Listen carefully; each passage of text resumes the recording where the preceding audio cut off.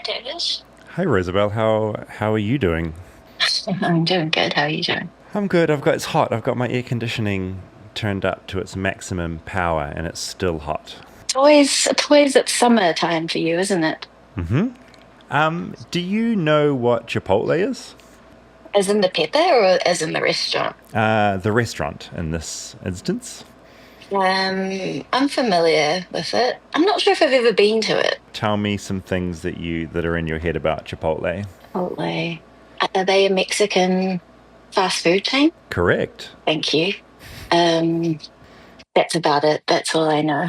I feel like one thing New Zealand doesn't do very well, or I'll have to be careful because I'm sure there's a place that does it wonderfully, but New Zealand isn't particularly well known for its wonderful Mexican food, is it? No, it's quite embarrassing to take anyone to Mexican here. Although there's a new Mexican restaurant that just opened in St. Kevin's Arcade, which apparently is very good. So Oh, what's it called? Maybe they could be a sponsor of Flightless Bird. I actually can't remember. I should look I should look it up. I feel like I'm always wanting to shout out people, but I don't know their details. Well, look, if that really good Mexican restaurant in New Zealand in St. Kevin's Arcade wants to get in touch, flightlessbirdchat@gmail.com. I'm David Farrier, a New Zealander accidentally marooned in America, and I want to figure out what makes this country tick. Now, as you just heard, New Zealand has many, many great things, but one thing we do not have is good Mexican food, except for that one place Roosevelt can't remember the name of. I personally have had exactly 0 good Mexican meals in New Zealand, and have learned one of the best things about living in this particular city in America, Los Angeles, is that I'm spoiled for choice thanks to all the wonderful people from Mexico that have blessed us with their truly delicious food. One of the most fucked up things about the ice raids going on in LA is that taco trucks have been disappearing. Vendors disappeared into the back of unmarked vans, never to be seen again, all totally normal stuff. Mexican food is such a wonderful gift of living in America, and of course, being America, there are fast food chain versions, one of the most well-known being Chipotle. I've never eaten at a Chipotle until this episode, and by God, it was time to remedy that. So, a collective fuck ice for going up to Mexican food, and also prepare to have your nose holes blessed and your taste buds tickled by the Chipotle Mexican Grill Incorporated, because this is the Chipotle episode.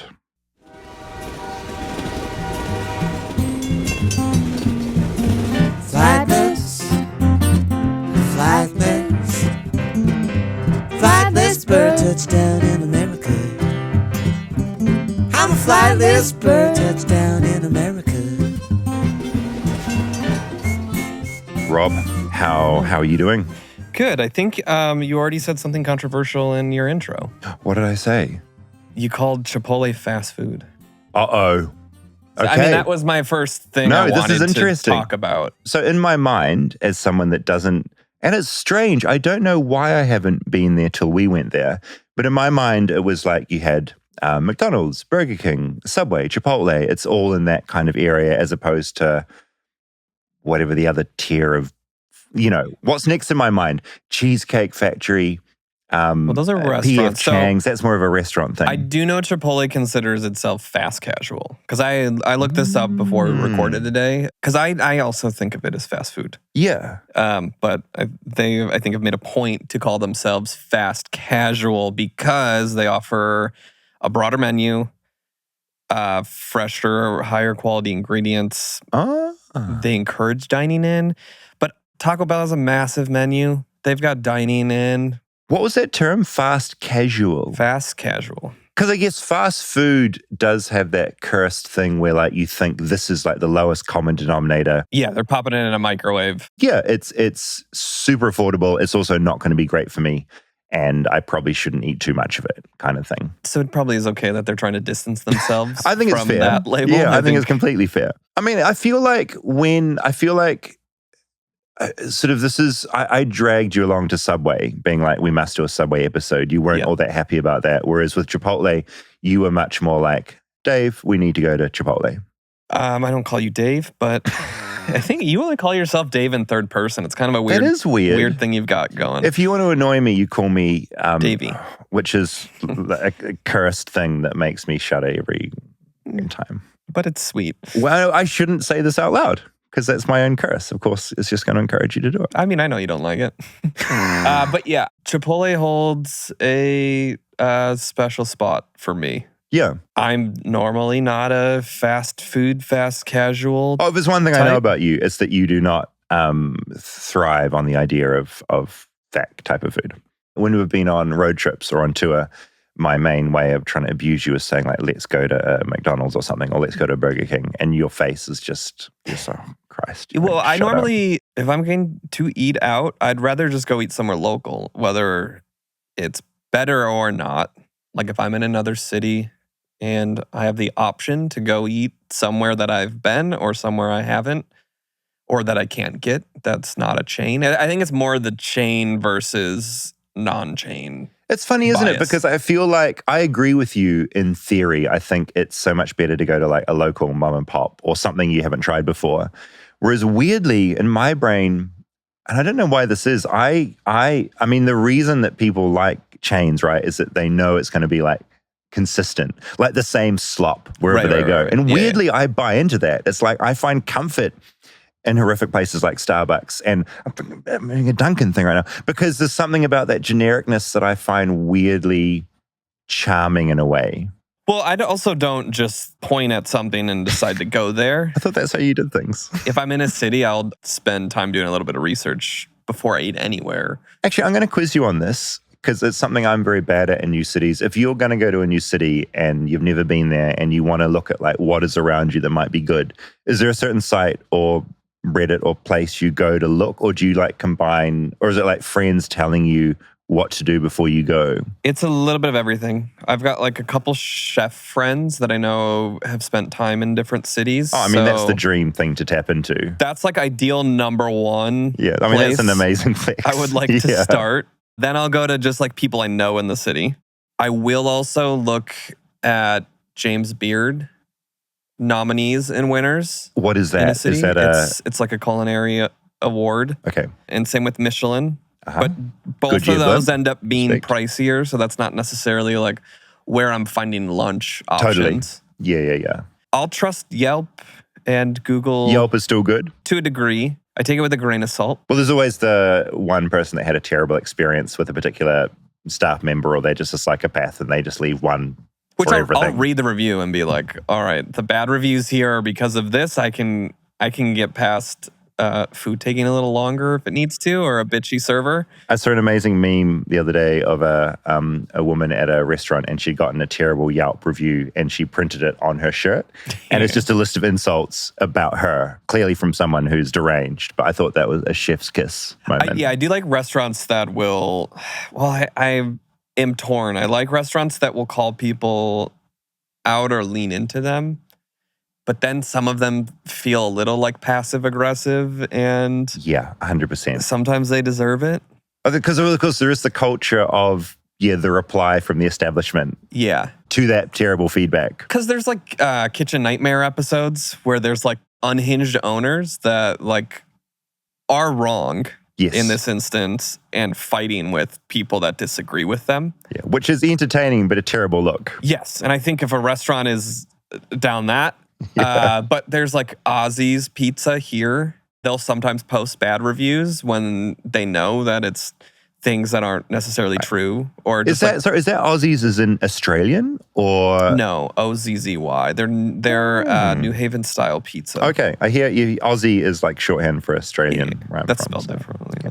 But I find that okay.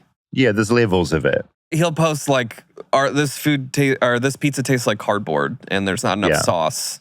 No, I was curious about your approach to cities because I know I've looked at your the spreadsheets that you make when we are on tour, and I've seen what you and Natalie have done at times when you've been on holiday together. Yeah. And I would call it a sort of a almost leaning into a sort of psychopath level of organization Oh, in thanks. those Google sheets of where you're going and all of it. It blows my mind.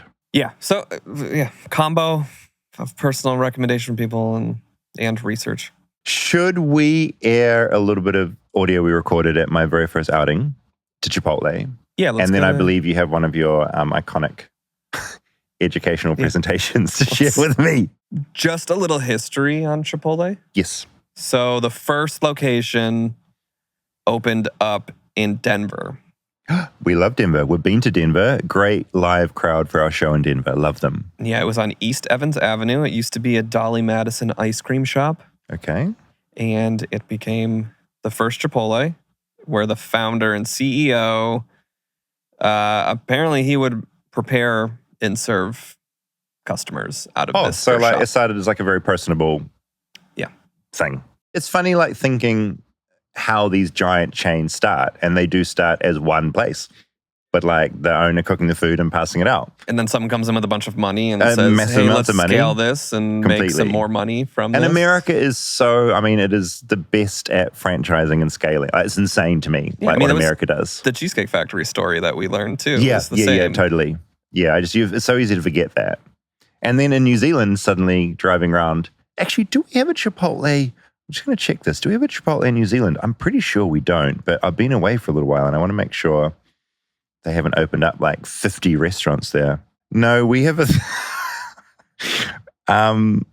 So yeah, there's some petitions. 340 followers on Facebook, bring Chipotle to New Zealand. So there's a slow groundswell. And we the place is the equivalent. Actually, it's not the equivalent, but it's, I guess, like fast food Mexican. It's called Mad Mex, which feels maybe slightly offensive. Mad Mexican? Yeah, I don't know. Mad Mex? I mean, I think it's a play on Mad Max.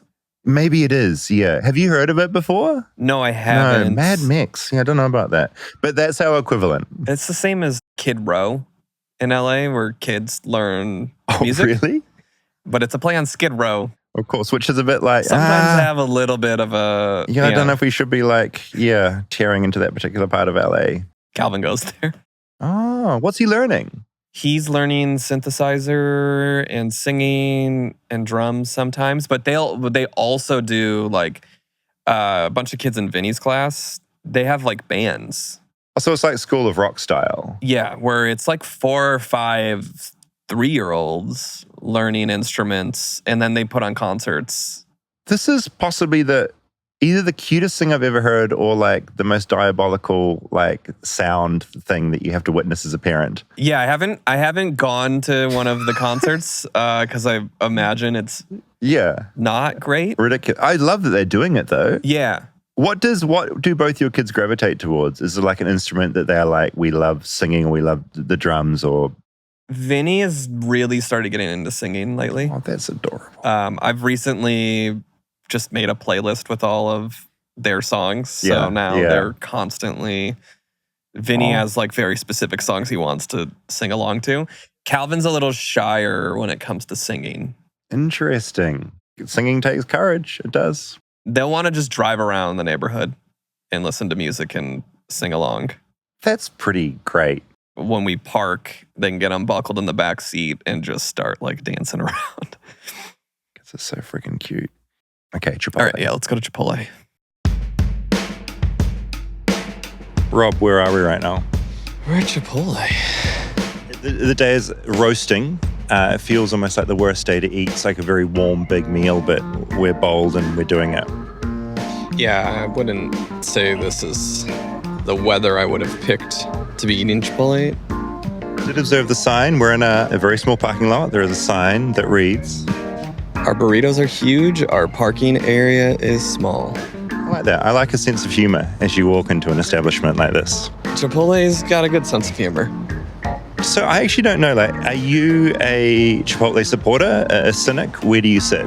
I like Chipotle a lot. I feel like going into a chain, this is a rare sentence from you.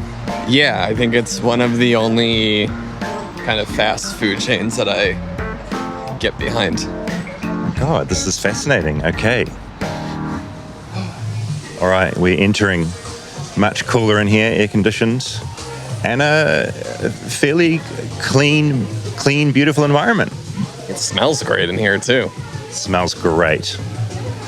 I always find it slightly intimidating ordering at a new place where there's a specific way of ordering. Any particular, I mean, I'm sure I can figure it out, but any particular advice? I mean, you know what you're getting? Are you getting a burrito? Are you getting a bowl? Are you getting tacos? Children's tacos? What do you advise? I do burrito. Yeah, and then you gotta figure out your meat, your bean choice, your rice choice, and then toppings. Beans are something I'm still getting my head around a little bit. I don't do beans in my burrito. Controversial. Maybe, but What are you putting in there? I'm gonna do steak, rice, cheese, guacamole, salsa. Can't forget the cheese. I will say too, when I add the guac. Guac's always extra. That's a thing here. I ask for half a scoop only though, because their scoop of guac is massive that they normally put on it. Which is going to give you that problem that you encounter sometimes, which is the soggy factor. Chipotle honey chicken, that appeals to me. Hi, can I do a steak burrito? No beans, but I'll do a little bit of white rice. Old no beans Rob, they call him. Yep, it's my nickname. Hello, could I do the Chipotle honey chicken, please? I'll do a burrito. Thank you. Bell peppers and onions? Definitely. Yeah, throw them on. Now, one thing I noticed is I'm making my burrito, because I put a lot of guac on there and a lot of sour cream, there was a lot of, they're sort of forcing it in there. It was a difficult one for them to fold, but I think we got there, but I feel it's going to explode when I bite into it. Yeah, you got a real fat burrito. That was Chipotle when it came 20 years ago, whenever they started it. There was just these massive burritos. Yeah. Do you have any recollection of your early Chipotle years? Does it bring back any childhood memories? Not childhood, but when I spent time on tour, Chipotle would do this cool thing where they would sponsor a lot of independent bands and give unlimited free burritos. Oh, this is amazing. So I was out with this band Wax on Radio in high school, and they were sponsored by Chipotle, and we just had a stack of 1,000 free burrito coupons. So when we would tour, it was like Chipotle to the next Chipotle. It was where we would eat every meal on the road. Most of the band was vegan too, and it was like a very vegan friendly spot. And yeah, when food on the road is all you're eating at gas stations most of the time. So when they sponsored the band, it was like a dream come true. Yeah. There's a little bit of a technique to eating this. So what I'll do is you kind of unwrap the tin foil, so you've got half the tin foil here, keeping your burrito together as you eat it. Okay, chow down. Yes. I'm going to stare at you while you do it. And you're using a fork to eat yours? What's happening? I was thinking about it. I got scared, but I can't use a knife and fork. I've got to bite in. Yeah, and you got to get it vertically like this, so that it gets contained. Yeah, it's good. Good burrito. I'm going to say something crazy. I like this better than Subway. Legit, this is delicious. I ordered quite spicy, and I'm very happy with the level of spice. It's got a good kick to it. And I think we're both right. We're sitting outside now. It's incredibly warm.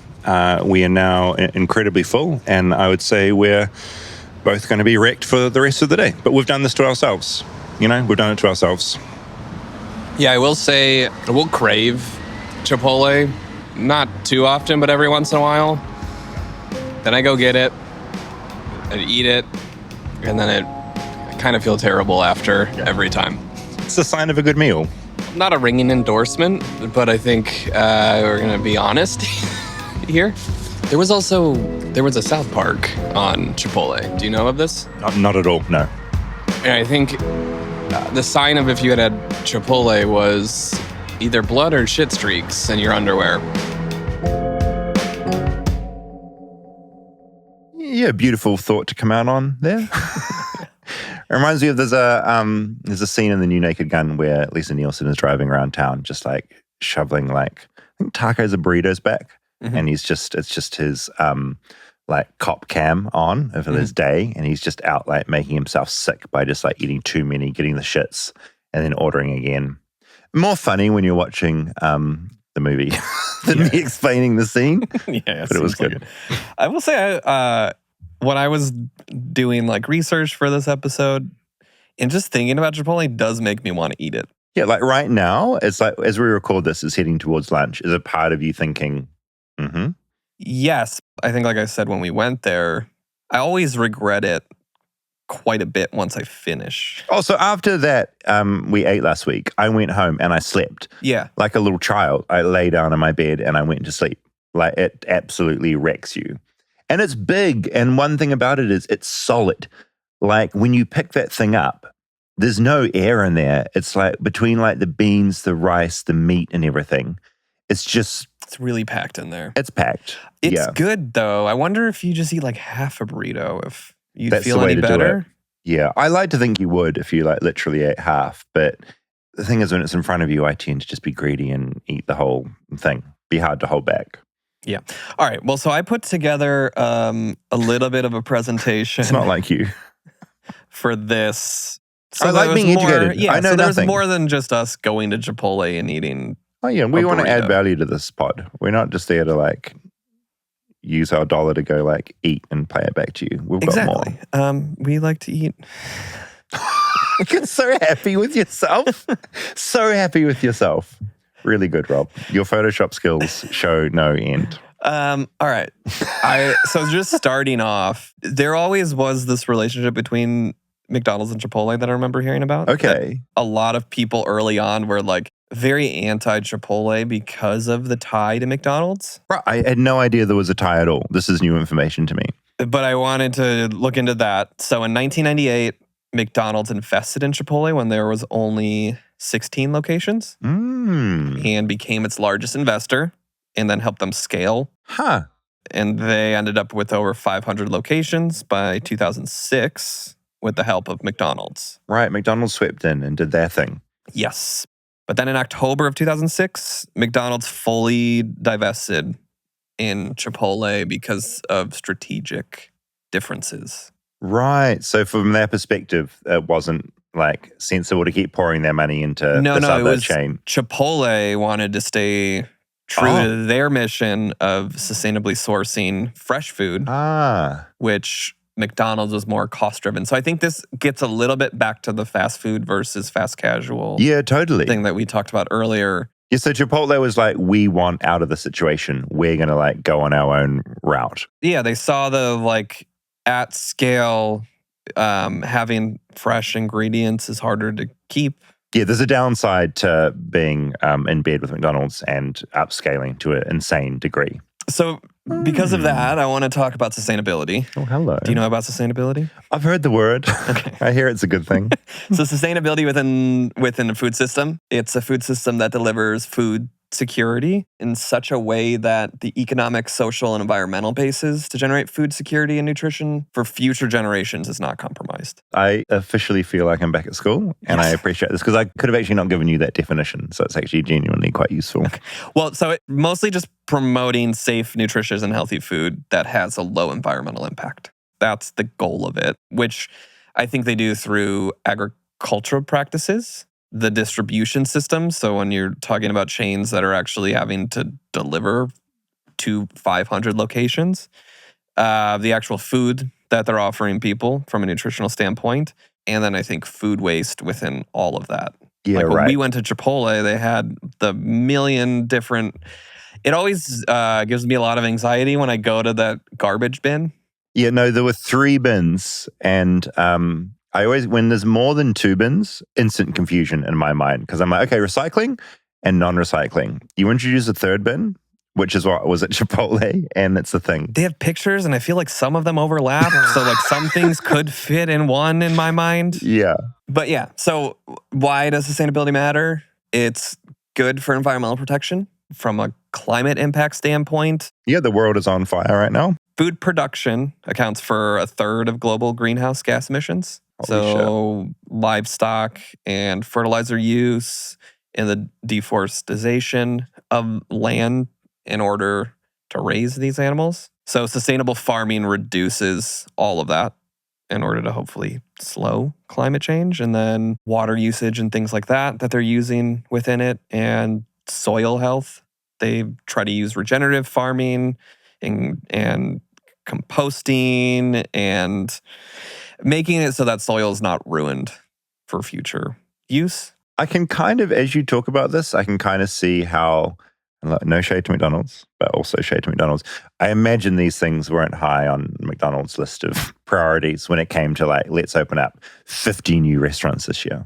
Right. I mean, just the cost of doing it is higher. And if your goal is fast, cheap food for people, then somewhere you need to make some concessions. Yeah, the planet becomes less prominent in your thinking. Yes. So then nutrition as well. You use less processed food. You don't use as many chemicals and pesticides on the food as you're growing it. A third of all food produced globally goes to waste. You see stats like that, it still blows my mind. Yeah. Horrific Yeah. what we do.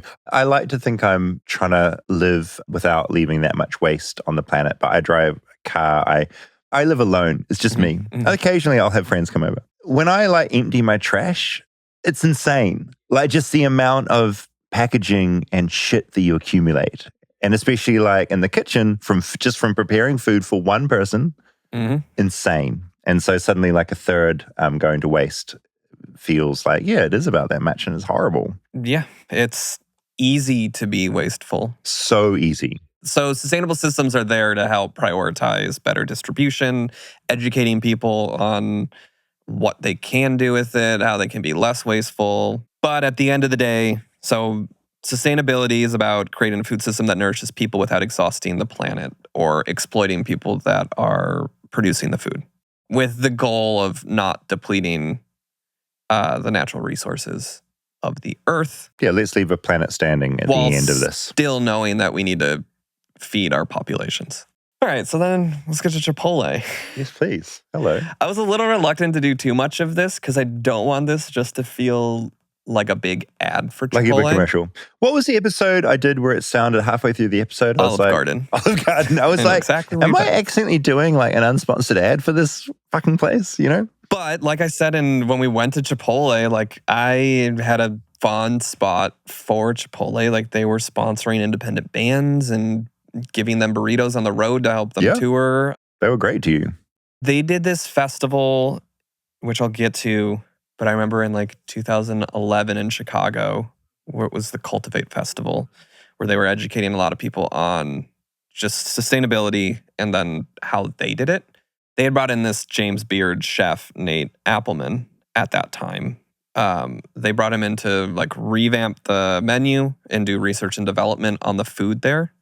So he was like a culinary director for Chipotle. He left like this life of restaurants and cookbooks, and he was like competing for the next Iron Chef, and then took this job at Chipotle, I think, partially to see that he can make an impact of pushing kind of these practices within their ecosystem, I think. I mean, Yeah. I don't know him, but don't know him I'm personally, not speaking for him. No, but like it's a big move for a chef that has like a rep to go and work at a chain. So because of all of that, I've had a lot of respect for Chipotle. Which then makes it more desirable for me to be like, all right, if I'm going to go eat at a fast food chain. Yeah, instantly elevates it above McDonald's or Subway or whatever. Yeah. All right, so Chipotle in practice, like I said, they did this Cultivate Festival. They had educational exhibits to teach people that came to the festival about fresh food versus processed food, GMOs, animal welfare, and factories and farms. And then they did a bunch of celebrity chef demonstrations. I saw Richard Blaze do it. Nate was there and made their guacamole. Graham Elliott. And then they had music. Walk the Moon played one of these. I think Jack Antonoff played one, 21 Pilots. They did a bunch of these around the city. And I mean, at the end of the day, it still is a branding piece. Of course. For it. But it felt like there was a little more intent on educating people. Yeah, because I feel like when there's these kind of activations or whatever you want to call them, some of them are just clearly like horrific bullshit. Yeah. This feels like it had some like guts to it and substance, which is at least they're trying, you know? Which, like, for me at least, I went and I learned a lot about, I think sustainability, what I know about it came from this. Yeah, it wasn't that's wild. something that, a phrase that was thrown around a lot in 2011. Yeah, completely. I'm wondering what the difference like in New Zealand and America is between that, because I feel like, because New Zealand, our whole like New Zealand is not that clean and green as you would think. Like, we're full of fucking pollution and like effluent runoff from farms and all that kind of thing. But like a big part of like schooling, you're told, it's almost like in America, you're told like, here's the flag and like, this is the Constitution and guns, you'll love guns, you know. I don't think we're learning about guns in school. I think that's how it works. In New Zealand, you're handed like sustainability. Like, that's what New Zealand's all about. We're clean, we're green, everything is precious. Because we don't have a lot to market besides like Lord of the Rings and the fact like, so that's always thrown around. Where I imagine in America, it's much less of a priority on people's like fingertips. tongue tips. But maybe it's there, and I just missed that part of. Yeah. You're grade. you're off wagging. Yeah, off to Chipotle. Stay tuned for more Flightless Bird. We'll be right back after a word from our sponsors. Support for Flightless Bird comes from Bombas. Now, if you're not aware, fall is here. The kids are back in school, vacations are over, and it's officially the start of cozy season, which means it's time to slide into some delicious, wonderful Bombas socks.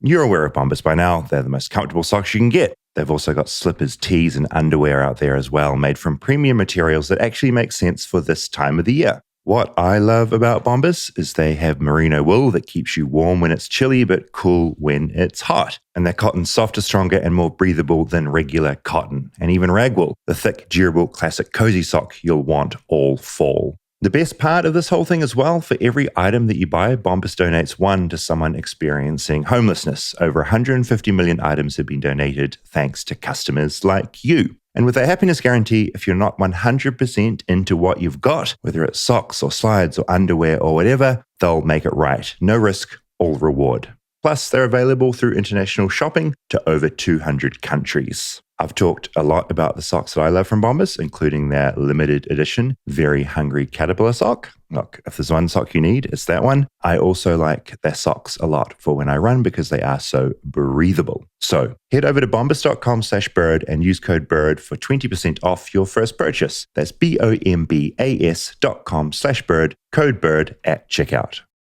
Support for Flightless Bird comes from Quince. Cooler temperatures are rolling in, and as always, Quince is where I'm turning for fall staples that actually last. From cashmere to denim to boots, the quality holds up, and the price blows me away every single time. Quince has all the kinds of fall staples you'll wear nonstop, like super soft 100% Mongolian cashmere sweaters starting at just $60. Their denim is durable and fits right, and their real leather jackets bring that clean, classic edge without the elevated price tag. What makes Quince different? Well, they partner directly with ethical factories to skip the middleman, so you get top-tier fabrics and craftsmanship at half the price of similar brands. I've talked about this before, but I've got a bunch of shorts that I really like hiking in from Quince, but when it comes to the cooler temperatures, their puffer jacket that I got probably 2 years ago now, still wearing it. Again, that quality, really, really good. This stuff isn't going to go away.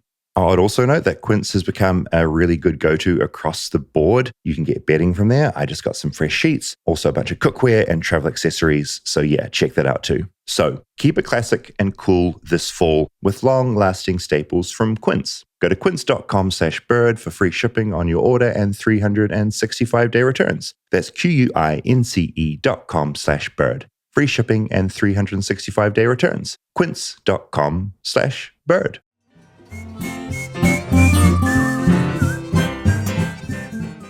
All right, so then what Chipotle is actually doing, I looked into that. So their food sourcing, they convert a lot of farmland into organic farmland. So in 2022, they purchased over 22 million pounds of organic transitional ingredients and converted 200 plus acres of farmland into organic farmland. They've invested $5 million in the Cultivate Foundation, which awards seed grants to help transition acreage into organic farming. And they implemented the first ever commercial organic cilantro. Really? Yes. I have two thoughts I just want to throw in, meaningless asides. I can't eat cilantro. I have that genetic abnormality where it tastes like shampoo. My mom has that. True nightmare. So if there's been multiple times, including LA, where I've ordered a delicious meal and, brilliant. Thanks for putting shampoo all through it. This is great. And just as a side dish, something I always find weird about New Zealand is that James Cameron, who made Aliens and Terminator 2 and Avatar, he lives in New Zealand. He's just always making Avatar films. Takes him a very long time. And he has a giant organic farm in the South Island of New Zealand. And that's what he does. He just hangs out on his farm. Just a fun fact about New Zealand organic farming. I don't think just because something gets the organic label that it's always good. Oh, I agree. No, I mean, it's all marketing as well. Yeah. I don't know the specifics of it enough to speak to that, and I'm sure maybe someone can write in and tell us Please about do. it. Flightlessbirdchat@gmail.com. But I do think it's lesser of evils if it's non-organic farming that's using chemicals and pesticides. I agree. And maybe not perfect, but Yeah. seems like progress. No, I agree completely. And I think of, this is something that has just been in my too hard basket, but I think of inorganic farming in America, and I think of always like with meat production. And I know that, I can't remember where I was, but there's a famous, you're driving along a freeway somewhere in California. Oh no, the cows. The cows is notorious, like it hits you. Mm-hmm. And it's the most like, think what I eat meat, even though I think it's ethically an abhorrent thing to do. I'm fucking lazy and useless. But you drive past that and you are hit with a human of like, oh no, this is wrong. Like this, it smells disgusting. We're clearly not meant to be farming at They're this. on top of each other. No, it's awful. And it just hits you in the face. So anyway, my point is, when I hear organic, I at least think it's not that. Do you know what I mean? It's most basic. It's like they're trying.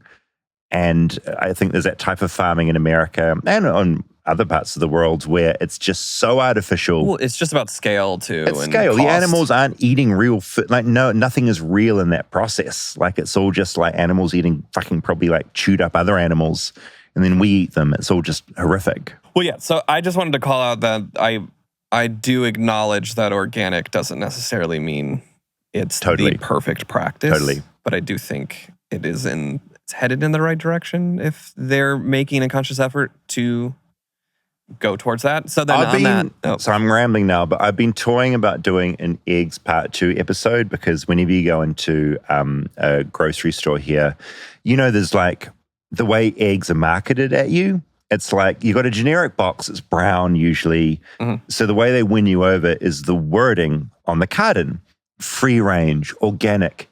And I'm a consumer, and I will sort of pick the word that leaps out to me where my brain associates it with the happiest chickens running around, popping out eggs. They're having like a little face scratch while they're doing it. They're having a nice time. Of course, all that will be bullshit.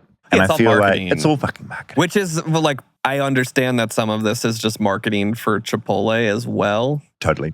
No, I think important to acknowledge. Yes. So animal welfare, they allegedly have strict animal welfare standards. Good. Dairy products are free of synthetic hormones. And I do remember they were one of the first fast casual restaurants that had plant-based proteins. Oh, cool. So they had sofritas and vegan chorizo. They got on that train before it became like the trendy thing to do. And their restaurant design, they're apparently moving towards all-electric buildings with 100% renewable energy. Good. I mean, when we walked, and this sounds like an ad, when we walked in there, it was like a good vibe. It felt clean and stuff. Like, it felt good. I would go back and dine in the place we went to. Yeah. Oh, my little burrito comes on and off. Rob, I always love your presentations. Yes. Legitimately, I think they're a really beautiful thing. Well, I do want to, besides just all the fluff that we just threw at Chipotle, I do think it is important to be critical about them as well. Oh, hell yeah. So I did look up things people have been critical of Chipotle yeah, what as bad well. shit have they been up to? So portion size, I remember being a thing. It was kind of funny where people would complain that they were getting less. Oh. Which it just seems like a weird thing to complain about. So people thought like they were being sold a very big product and they'd get it and they're like, this isn't big enough for me. Yeah, almost like the Subway foot long. Yeah, is this a foot? But I don't think Chipotle was ever like, you're getting a 1 pound burrito. Isn't that such just to generalize here, isn't that such an American complaint? Like, I'm not getting enough. Yeah, I'm getting ripped off. But I do remember like to the point where people were ordering it and then weighing it. Like there was a challenge where people were like, oh, I'm getting less.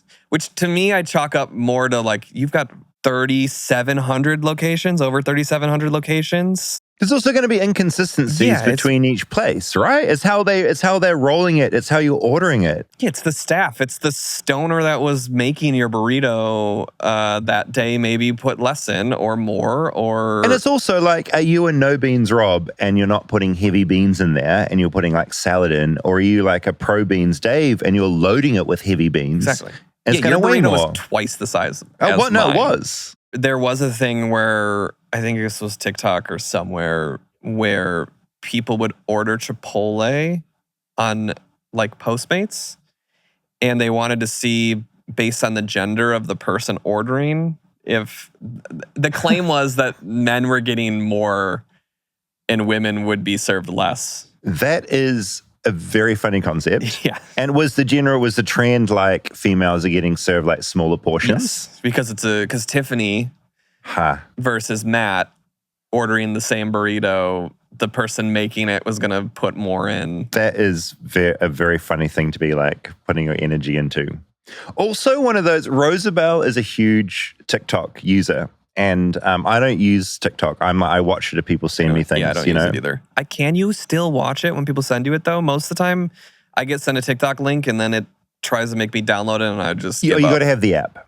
Okay, exactly. But it's one of those things where it is used as such a news service for a certain number of the population, and that's a great thing in a way because it's any news spreading is good. But there's also this insane amount of misinformation on there. And Rosabelle is often targeted with that. I think I've talked about this on the show before.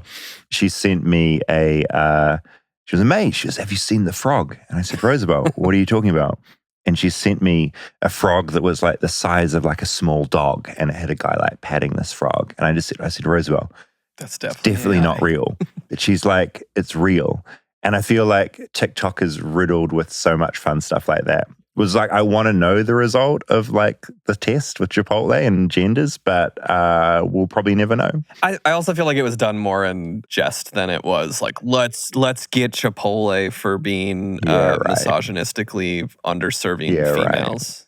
Right. It's food safety incidents.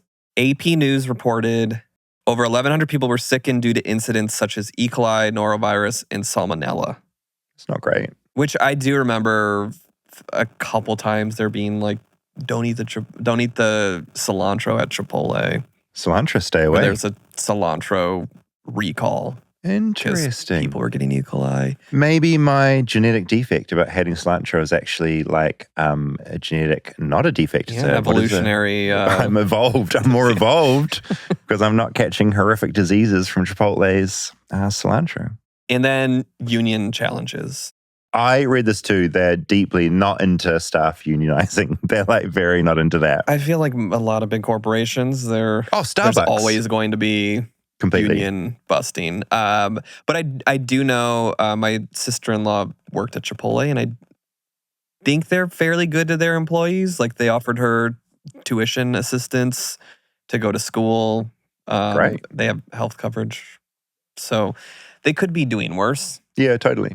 That's my ringing endorsement. They could be doing I like worse that. I mean, we don't get health coverage on Flightless Bird, so they're doing better than us. The only thing I read, because I always Google like just like the news tab and see if anything's been going on, and no big drama recently with Chipotle.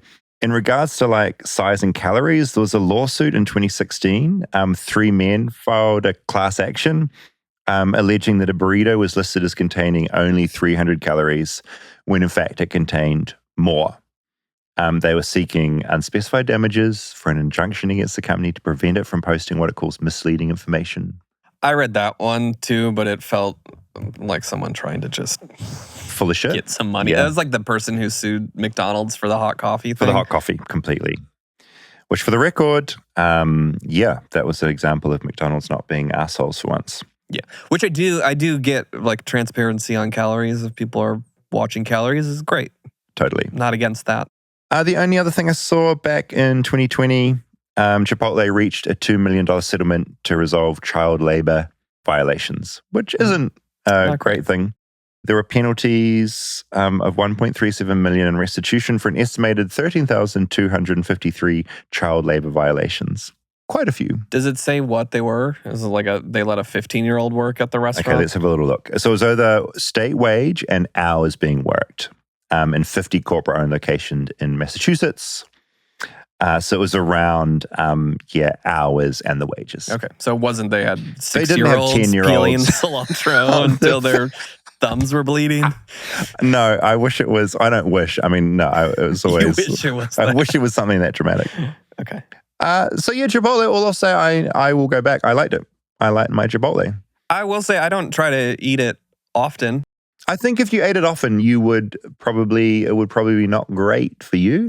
I think like everything in moderation. Like a road trip stop, I do love Chipotle for that. When you're in like the desert and there's not a lot of options and you are having to go to somewhere fast, whether that's for fast food or fast casual food, Chipotle is usually top of my list versus Taco Bell or McDonald's stop. I'm going to say something, and this is big for me. I am going to make my default stop no longer a Subway. If I want that, like I'm hungry and I need a thing, it's going to be Chipotle. Subway's my backup to Chipotle. But that's like when you get into those parts of the country where there's like nothing for 200 miles and it's, I need food. And it's amazing in some parts of the States as well. We go to those areas where, there are no vegetables anywhere. Like there's nothing green. This is all now in processed land. Yeah. Which I've occasionally run into in this country. Okay, feedback. Can I just say, whoever is emailing into flightlessbirdchat@gmail.com, the emails just get better and better. It used to be, I feel like when we started the email address, it was kind of sometimes a bit of a task sort of going through, just people droning on. The emails are increasingly just like quite fun to read, which I really appreciate. Well, I think you reading them on the show probably encourages. Probably does. People kind quality. of think, if the people read this out, like, will this be interesting? Or will they be like bored out of their mind? Some quick feedback on me, and I'm also reluctant to put this in the show because it's so disgusting. I mentioned maybe a couple of weeks ago that I was occasionally having huge fat cockroaches turn up in my apartment. You were just showing about 1.5 feet. That's how big they were? So I would say an inch and a half in American measurement systems. That's about 3 inches. Okay, so you're this big. Okay. That's how big the cockroaches are. That once every 2 weeks in the early hours, if I like flick on a light switch, there will be one like in the kitchen or in the bathroom, revolting. For me, that is like some people don't like snakes. Some people don't like mice. For me, it's cockroaches. It's the worst thing I can imagine. I get a body reaction where I am revolted. I can trap and get rid of them. Yeah, I can't. I have to fly spray from a distance. Oh. Their death rolls are just even more horrible, everything about them. Anyway, my point is they're turning up. And I'm like, okay, in LA in summer when it gets hot, they come out. And I'm assuming I'm in an old building, 1927 apartment. I sort of assume they're just like occasionally coming in a window or something. I'm like, okay, they're not in the walls. They can climb up. They can climb. Exterior. And so I'm like, okay, that's just and it only happens for like this month-long period of extreme heat. Anyway, talked to the maintenance man in the building today, and I said, I wish I'd talked to you about this like 5 summers ago. But this happens, and he's like, okay, at your end of the building, all the apartments have this problem. And what is happening is there is a break in the drain somewhere in the ground, and they are coming up at night in the fucking drains. Yeah, they built a nest. It happens in the kitchen, apparently, and in the shower. And he's like, what you need to do, you need to purchase stoppers, and you put those over them at night, and you will not get any more cockroaches in your apartment. And less food down your drain. We had the same issue at our house. Okay, so that makes me feel better that it's not just a me problem. They had to dig up part of the driveway and found a nest that was like right where one of the drainage pipes were. Because there was one day, Natalie was... I think that's hard to listen to. ...was emptying the dishwasher and pulled, the like top tray where you put like lids and stuff. She pulled that out and then just yelled. And there was a cockroach that had come through the dishwasher drain into the dishwasher. I feel for her in that moment. It's making me feel better because it's not just a me problem. It's an LA problem. I just had no idea that they're coming through a drain. And that just horrifies me. That's awful. So apparently, old building, he explained to me that they are trying to they've tried to find the leak. They can't do it. There's one down there somewhere. And so at least I have a solution now, but it also revolts me. And he said pro tip, he's like, if you're going away for a few days, what you do is you spray a fuck ton of fly spray down the drain. You then cover it. And he's like, that'll keep them away for 2 weeks because just the fumes are sitting in there. They're disgusting insects because they are so hard and alien-like. Then they're fucking quick. Yeah, they're They very move. quick. We get some of them in the studio here occasionally. Feet up. Keep your feet up. Yeah, I don't love them. I'm normally pretty okay with bugs. I don't love a big spider. I've got no beef with spiders, lizards, snakes, things that can legitimately hurt me. A cockroach is never going to hurt you. It's just foul. Well, I'll say a spider, I am much more okay with capturing and releasing than a cockroach. That's normally my move is if there's a spider, I will put it in a cup. Yep. Put paper over underneath, it, take it outside. Take it outside. Well, spiders, they're eating bugs. They're they're doing good. They're doing their work. A cockroach is in the drain eating my ham that I've left in the sink or something. And I feel like you can't, I'm not leaving ham in the sink. You do that with a glass, you got to break that glass afterwards if you got a cockroach in it. I agree. No, if it's touched the surface. You can't do paper because those things are so girthy and sturdy that that thing's getting out and then it's just going to crawl on your arm really fast. Exactly. So you need cardboard that you need to duct tape to the you're glass completely right. to get it out and then just throw the glass. No, throw it and straight in the trash. Yeah, and you don't want to leave it, you don't want to let it out right in front of your house because it'll just it's crawl coming back straight in. back in. Okay, you've made me feel better actually because I felt revolted this morning. I was like, I can't believe they're in I just never occurred to me, probably a very obvious thing to most people in LA or in America that they would be in the drain. Okay, feedback. Ricky wrote in. He said, hello, David. Hello, Rob. This is in regards to Tunnel Girl from last week, an episode which you seem to enjoy, which I'm very pleased with. Some interesting things about tunnels. First off, beach tunnels and holes. Every June for the last 20 years, we vacation in San Diego with my wife and 4 kids. My 2 boys used to dig this crazy 8-foot deep hole at the beach. My wife and I never thought much of it until 4 years ago. 2 boys, about 14 years old, at the beach on the East Coast, New Jersey, I believe, died when their 10-foot hole collapsed on them. Needless to say, my boys were never allowed to dig holes at the beach ever again. Another reason, and this is just casually thrown at the end, I would have led with this. Other episode I've been meaning to write in about was Alcor, the cryonics episode. My wife and I have been members for the last 5 years. I have a fear of death. And as another person has said, you don't have to be rich. You just need an insurance policy which is affordable. And that goes into preserving your body for a few hundred years. Hope this gives you insight. Have a great day.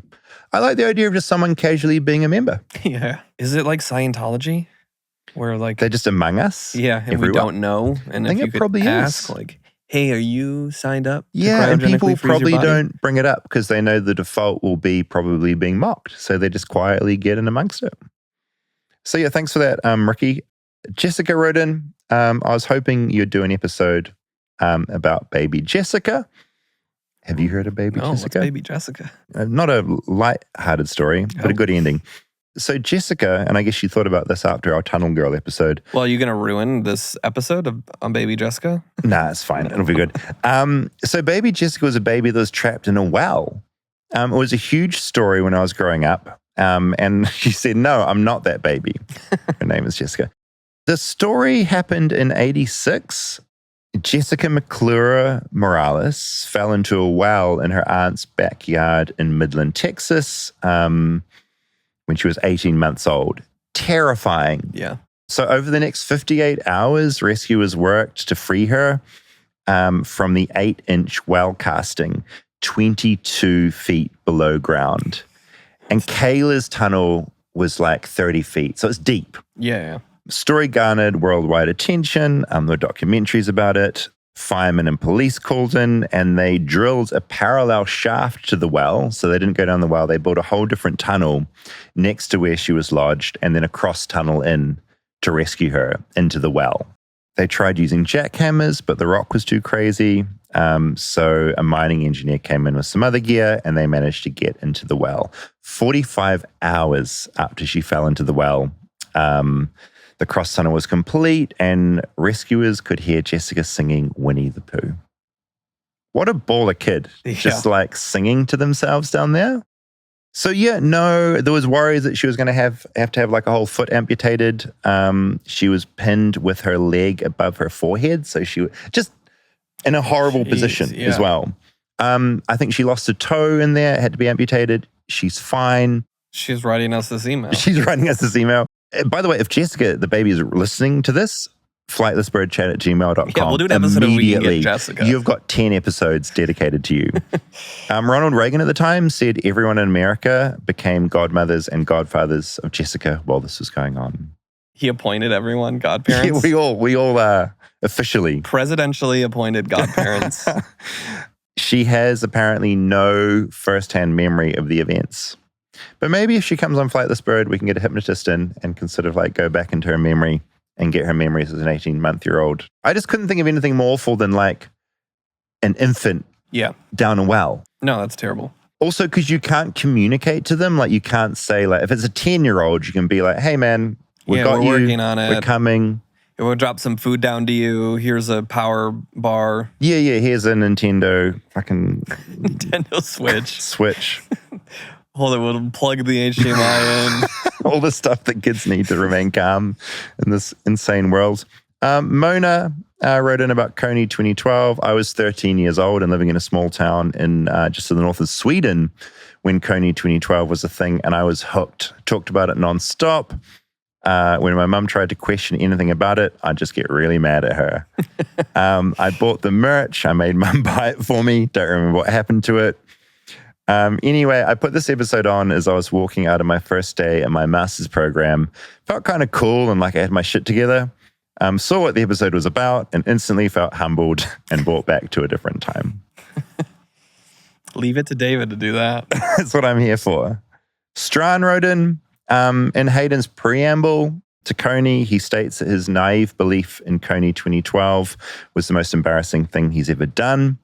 David, you know as well as I that Hayden has a long history of much, much, much more embarrassing behavior. You did not challenge him on this claim. Fair enough. And I will maybe challenge Hayden. This is a friend of Hayden and yours? I believe Strahan is one of Hayden's friends. It's his son. It's his son. Imagine if his son's Thomas. Imagine if Thomas wrote in, like his 5-year-old, writes in. Dad.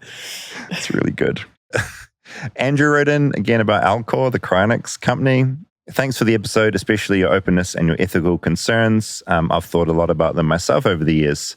I'm actually signed up with Alcor as a member. Head only for now. Wow. If you remember that episode, that means he's just going to have his head frozen and he'll be decapitated and that will be put in the dewar. Though after more than 10 years of signing up, I'm reconsidering switching to full body due to some changes in the tech. Our audience, we have a good audience, but it's not like millions. No. But out of our audience, we have 2 people who are like, yeah, at least. I'm a member. Yeah. I thought when you put that episode out, no one would even heard of it, let alone be an active member. He signed up. It's like a gym membership, apparently. Kind of. It's like LA Fitness. Yeah, LA Fitness. LA Fitness members and Alcor members. I'm not rich. I only make minimum wage. 30 cents over minimum. The preservation is paid for with life insurance, and there are no more fees after you get it done. And who would they send the bill to? Not sure. The ongoing upkeep after that is paid by an endowment Alcor calls Patient Care Trust Fund. I feel like this is this idea that cryonics is mostly something for Peter Thiel types, rich, egomaniacal, technophilic white men that want to live forever. And to a degree it is, but that's not the full picture. Some of us are ordinary people making a serious choice, not to glibly cheat reality, but to thoughtfully engage.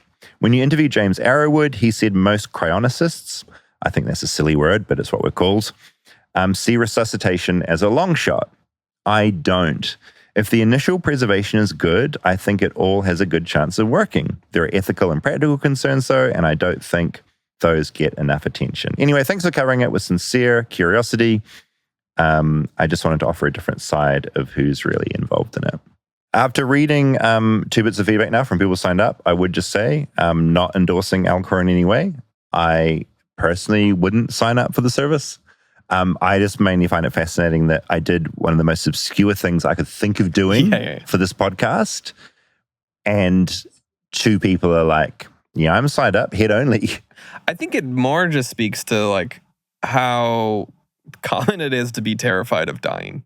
I think you're completely right, which I kind of find comforting. Like, it's nice to know I'm not alone in that shit. Even when I heard that you were terrified of dying, it made me feel like, okay, I'm not like a weird freak, you know? And finally, Bonnie, just with an idea for an episode that I just, for some reason, found very funny. We need an episode on banana pudding, stat. I've thoroughly enjoyed the episode on pie, but I feel banana pudding is a deeply American dessert that also deserves its moment in the spotlight. Thoughts on banana pie? Or pudding, sorry? I have almost no thoughts on banana pudding. So what's the difference between a pudding and a pie? Pudding is in like a cup. It's like a custardy. It's sloppy. Yeah, and a pie would have like a pie crust, normally.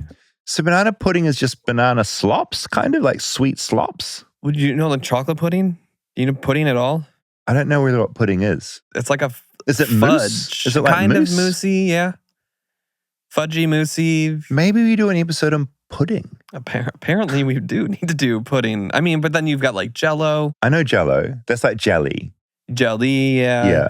And then you've got like custards and panna cottas and all those. There's like desserts that are kind of pudding adjacent. Okay. Do you enjoy pudding? No, I don't have pudding. You never have pudding? No. Your kids have pudding? No, but I'm sure they would love pudding. Pudding. Give them pudding. These poor kids growing up without pudding.